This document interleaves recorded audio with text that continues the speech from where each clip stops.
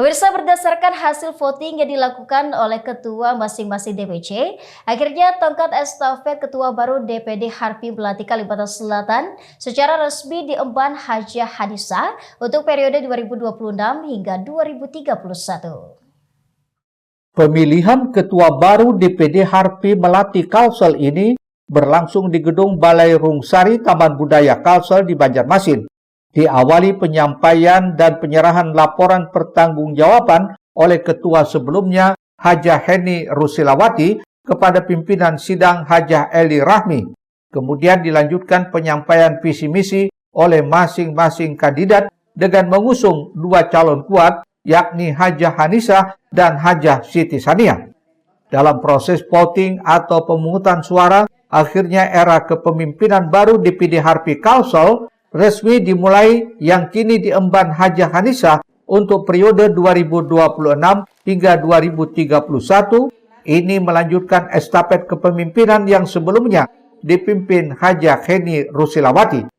Membawa visi besar yang selaras dengan tantangan zaman, Hajah Hanisa bertekad untuk membuat gaung Harpi Melati lebih bergelora melalui berbagai prestasi serta penguatan profesionalisme.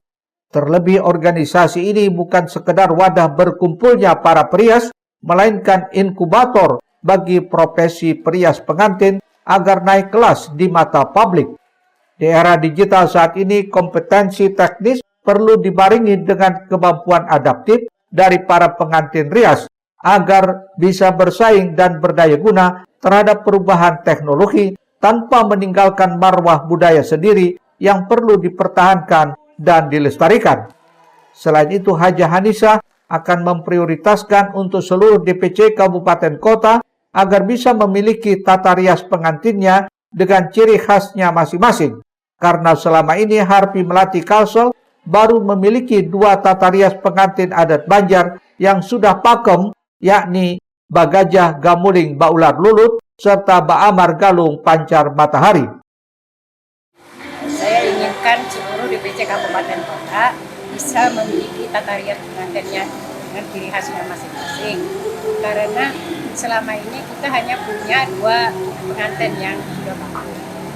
Dan ya kita kepengennya 12 dan 13 kabupaten kota bisa memiliki tata rias pengantinnya masing-masing daerah. Karena kita inginnya kan setiap tampil ke DPP di pusat, kita hanya dua pengantin yang sudah kita lakukan.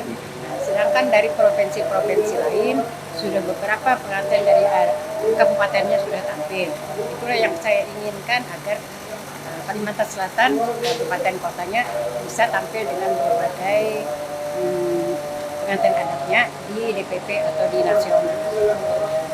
Kemudian saya nantinya akan membina kepada DPC-DPC untuk kepengurusannya yang misalnya belum tercapai, yang belum sempurna, nanti saya akan menyempurnakan dan saya akan turun langsung ke kabupaten kota.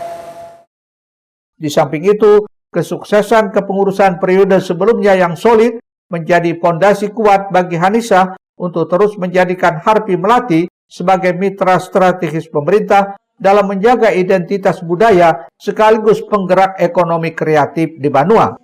Dengan nahoda baru, Harpi Melati Kalsel siap melangkah menuju babak baru yang gemilang dalam menjaga tata rias pengantin pakem Banjar tetap relevan dan dicintai generasi muda untuk membuktikan bahwa tradisi dan modernitas bisa berjalan beriringan di tengah gempuran tren modern saat ini.